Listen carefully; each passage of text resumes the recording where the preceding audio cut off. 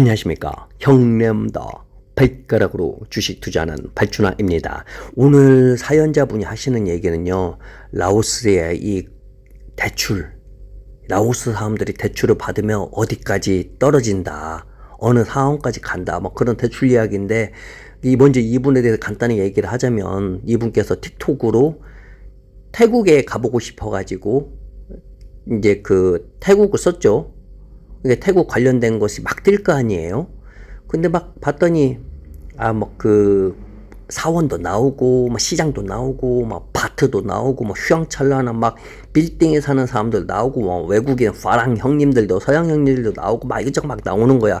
근데 그 중에 하나가 너무 완전 자기가 좋아하는 스타일이에요. 완전 농촌에 물소도 나오고 거기다가 뭐 팟타이, 그 다음에 가오니아오도 나오고 죽순 그 다음에 또 오이도 나오고 오토바이만 완전 농촌이 있잖아요.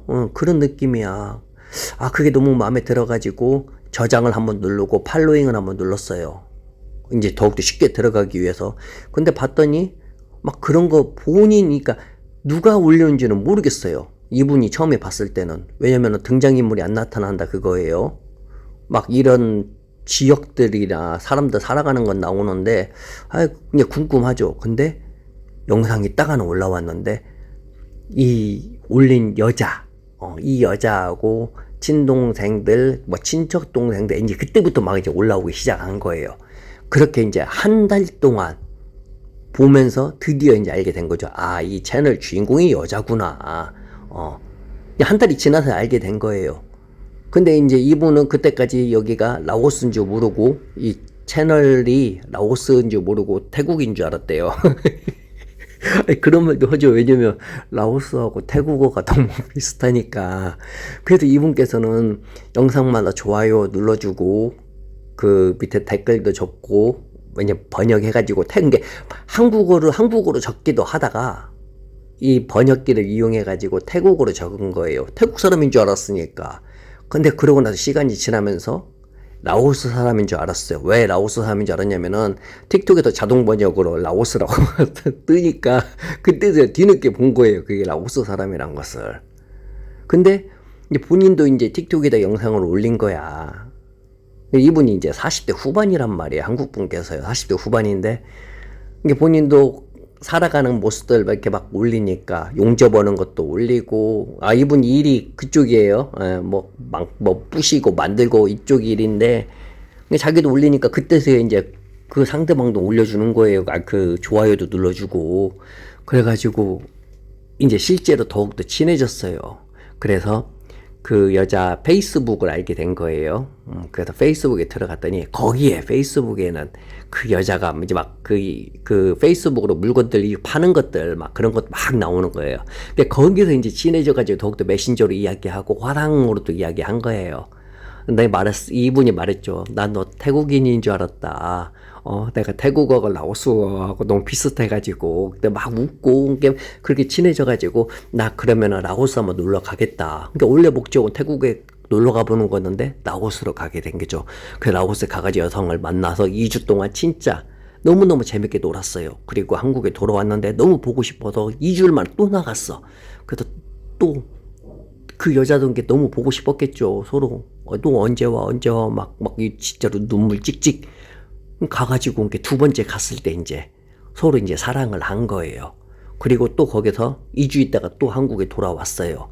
근데 또 보고 싶어서 이번에 길게 3개월 가자 해서 3개월 갔어요. 3개월 가서 거기서 이제 또 사랑을 해버렸는데 거기서 이제 올챙이 단백질 찍찍 거기서 제대로.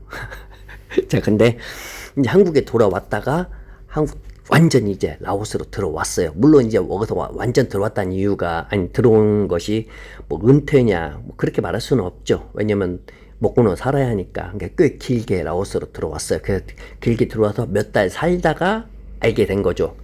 내 여자친구가 나의 이제 두꺼비를 이렇게 됐다, 품었다, 두꺼비를. 우리 이제 애기가 생겼다. 그때서 알게 된 거죠. 그럼 이제는 이제 둘이 이제 얘기를 한 거죠. 왜냐면 이 한국분 40대 이분께서 돈이 그렇게 여유가 있진 않아요. 뭐 그렇다고 빚 있는 것도 아니고. 근데 여성이랑 얘기를 했죠. 한국에 가서 같이 살래? 그랬더니 여성은 라오스에 살고 싶다고. 오빠도 라오스에서 같이 살면 안 되냐고. 근데 라오스에 살면 오빠가 돈이 부족해서 했더니 괜찮다고. 자기네 집 일해서 거기에다 숟가락 하나 더 올리는 건데 뭐가 어려면, 이런 비슷하게 말을 했대. 숟가락 하나 더 올리는 거. 그래서 라오스에서 그때부터 살게 된 거예요. 그래서 이분께서 비엔티안 처음에 왔을 땐 비엔티안 잠깐 있다가 여성집이 사바나케거든요. 그 사바나케 살다가 최근에 다시 비엔티안으로 왔어요. 비엔티안에서 뭔가 또 그래도 비엔티안에 있어야 장사 한번 해보지 않을까 그런 생각하고 비엔티안에 왔는데 다시 또 돌아가지 않을까 그런 생각을 한대요. 아무튼 이 서론이 너무 길었어요 지금. 자, 이분께서 사바나케 주에 살 때, 사바나케 주가 되게 큰데 그 중에 이제 마을이 하나 있어요. 그 이제 여러 마을 중에 한 군데에 살았어요. 진짜 이 마을이 저도 알아요. 너무 불쌍해요. 진짜로 너무 힘들어. 마을이 사원에 가면은 스님들이 너무 말랐어. 근데 거기에 이분께서 얘기를 해주는 건데 42살 쏨판이란 분이 계신데요. 쏨판이지 쏨인지. 근데 이분이 이제 일이 대부분 다 농부니까 농부라고 할게요. 매일 새벽 4시에 일어난대요. 4시에 일어나면 다들 아시죠? 라오스 스타일 낡은 모기장 그걸 두르고 자잖아요. 그 다음에 그 플라스틱 슬리퍼 있잖아요. 예. 모기장 치우고 어떤 슬리퍼를 끌고 논으로 향해요. 근데 다들 알다시피 라오스 끼값이 엄청나게 떨어졌잖아요. 근데 여기 아내 있지, 18살 큰아들 있지, 14살 딸 있지, 9살 막내 아들까지 총 5식구를 책임지는 가장이래요. 근데 쌀농사 하나 지고 있다 그거예요. 그나마 쌀농사가 나서요 그래도. 근데 상황이 너무 나빠진 거예요. 수확량은 기후변화 그런 것도 토양 피로로 줄어들고 비료 한 포대가 가치가 끼값이 하락 때문에 2배로 가격이 뛰어버리고 정부가 또 높은 공공부채 때문에 농촌지원 프로그램 같은 것을 대부분 줄이거나 이제 사라진 거죠. 왜냐면 중국에서 돈도 엄청나게 빌려가지고 지금 라오스가 철도 깔고 뭐고 지금 돈이 없어요. 빚만 많고. 그러니까 정부에서 돈을 안 해주니까 비료 보조금도 없고 관계시설 지원 이런 것도 이제 없는 거야. 2020년부터 본격화된 이 끼 폭락 있잖아요. 이것이 이 쏨인지 이분의 삶은 아예 송두리째 흔들어 버린 거죠. 그러니까 예전에는 한때는 1달러에 1만 깁 정도 했잖아요. 근데 지금은 환율이 2배 깁을 넘어서 버렸으니까 수입 물가가 폭등해 버린 거죠. 그러니까 기름가, 생필품 모든 것이 다 올랐어. 그래서 2026년 만약에 지금 이제 5월이잖아요. 5월이면은 이분께서 한 달 가족 생활비가 예전에는 300에서 400만 킵 정도 들었다 그거예요. 근데 지금은 600만에서 800만 킵이 된다 그거예요. 600만, 800만 킵 해봤자 41만 원에서 55만 원 정도 되잖아요. 그러니까 이분께서 예전에 몇 년 전에 그 마을 사람들이 공동으로 운영하는 마을개발기금이 있거든요. 흔히 이제 마을 미소금융이라고 말을 해요. 거기서 이제 대출을 받았어요. 대출을 받고 논으로 담보로 받았죠. 그래서 그 204만 원을 대출을 받았어요. 근데 이제 이 마을금융 이자율이 월 2.5에서 3.5, 지금 한 3% 될 거예요. 근데 그게 연으로 환산하면 32에서 42%예요. 근데 이게 되게 마을 주민들이 자기 돈을 모아 운영하는 곳이에요. 마을 미소금융이. 그러니까 저축자들에게 배당을 주고 운영비, 부실 위험을 감당하려면 이자율이 높을 수밖에 없는 거예요. 그러니까 생각해보면 은근히 쌀 것 같잖아. 마을 미소금융. 마을에서 운영하는 거니까. 근데 이게 높아. 근데 올해 농사만 그래도 잘 되면은 이자도 갚고 원금도 조금씩 줄일 수 있을 거야. 그러니까 아내한테 그렇게 얘기를 하고 받았겠죠. 근데 이제 이게 가뭄 들고 가격 변동하고 해버리니까 이자 부담이 엄청나게 커진 거예요. 그래서 이제 그 친척 이름으로 마을 미소금융회에서 추가로 돈을 빌린 거예요.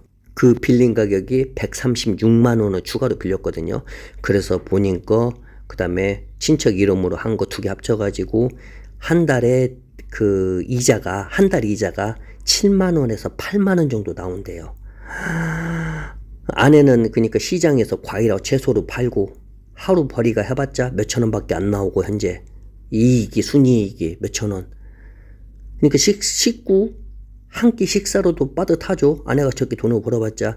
근데 큰아들이 2년 전에 태국으로 일하러 떠났대요. 그래서 건설 현장에서 큰아들이 돈을 벌어가지고 집으로 송금을 해줘요.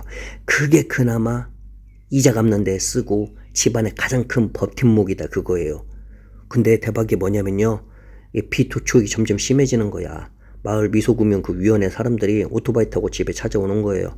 빨리 갚지 않으면 담보론을 마을에서 처리해버린다고 압박하고, 뭐 마을 원래 회의에서 이름이 공개되면 다른 사람들 앞에서 뭐 부끄러움을 주기도 하고, 또 같은 그룹 사람들이 연대보증을 쓰면은 만약에 못 갚은 마을 사람들끼리 서로 눈치를 주고 압력 주고, 밤마다 잠을 못 잔다 그거예요. 근데 이 한국분 바로 옆집에 옆집에 살았기 때문에 잘 알죠.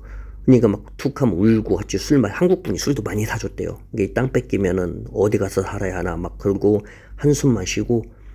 근데 이게 그나마 폭력적인 깽판 수준은 아니야. 근데 진짜 사구명 그 젊은이들이 그 있잖아, 사구명 그건 정말 깽판 치거든요. 와서 진짜로 막 누워버리고 위협하고. 근데 그나마 이것은 마을 공동체 사회적 압력과 담보 압류 이쪽으로 하는, 이것도 엄청난 고통스럽죠. 그러니까 이런 이야기들이 라오스 농촌 도시 빈민가에 엄청나요. 제가 아는 이 비엔티안 이야기 하나 해주면은, 이 남성분이 28살이거든요. 근데 스마트폰 판매점에서 일을 해요. 근데 오토바이를 최신형으로 하나 샀어. 그래서 제가 돈이 없는데 최신형을 샀나 해가지고 그 사람부터 물어봤는데 그냥 웃고 대답을 안 해줘요. 근데 그 사람, 그 핸드폰과에 같이 일하는 남자가 얘기를 해줬는데, 사금융 대체업체, 비공식 사채 있잖아요. 그걸로 한 거예요. 근데 여기는 월 10에서 20% 그러면 이게 연으로 하면은 얼마야? 20%. 1년 잡으면은 거의 240%. 200%, 240%예요. 그게 월로 하면은 대출 금융이 이자가.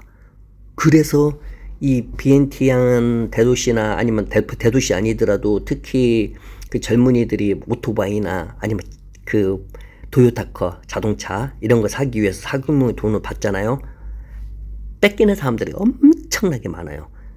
이자는 이자대로 못 갚고, 그러니까 자동차 오토바이 뺏기고 계속 이자를 갚는 사람도 정말 많고, 그러다가 암흑으로 빠지는 거죠. 그쪽으로 하다가 암흑 손으로 빠지기도 하고, 스스로 한강은 아니고 메콩강으로, 아시죠? 엄청나게 진짜 무서워요. 라오스, 태국도 무섭거든요. 태국 사구명도 장난 아니에요. 여기도 월로 많이 해요. 일로 하는 사람도 봤어, 제가. 일로. 어쨌든 이 한국분은 그래도 가난한데 좋은 여자 만나가지고 진짜로 숟가락 하나 얹히면서 살고 있다 그거예요. 그런데도 애기 키우면서 행복하게 살고 있는데, 라오스 이 사람들의, 서민들의 돈이 없어가지고 어쩔 수 없이 여기다가 금융대출 여기다가 손을 넣은 사람들은, 손뿐만 아니라 발까지 넣은 사람들은 못 빠져나온다 그거죠. 여기 굴레 속에서 계속 빙빙빙빙 하다가 결국은 끝나는 사람이 많다. 이렇게 무서워. 라오스에서 혹시나 결혼했는데 내 아내도 뭐 대출이 받을 수 있네. 절대 그러시면 안 돼요. 그리고 라오스에 뭐 대출을 이제 돈을 예금을 하면 이자가 얼마가 나오니까. 근데 이것도 조심해야 돼요. 첫 번째, 은행이 망할 수가 있어요. 두 번째, 라오스에 한국계은행, 중국계은행 얘기하는데 깨끗이 폭락하든지 문제 생기면 이것도 힘들어져요. 그러니까 그냥 한국은행에다가 놓고 한국에서 나오는 거 그냥 송금을 받든지 그렇게 해서 사시는 게 제일 좋다 그거예요. 무슨 말인가 알죠? 내용이 너무 길어지니까 그냥 여기서 끊을게요. 제가 볼 때 한 50분도 하고도 남겠네. 왜냐면은 또 댓글 보면은 우리 그 형님들 이렇게 얘기해 주시더라고. 1등, 2등.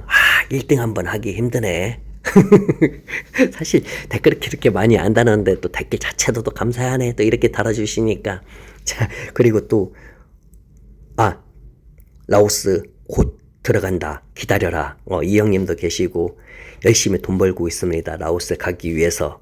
이분도 계시고, 이분은 또 한 분은 베트남으로 가려고 했는데 라오스로 들어오실 것 같아요. 아무튼 우리 형님들 감사드립니다. 댓글. 자, 그럼 좋은 날 되시고 또 뵙겠습니다. 바이.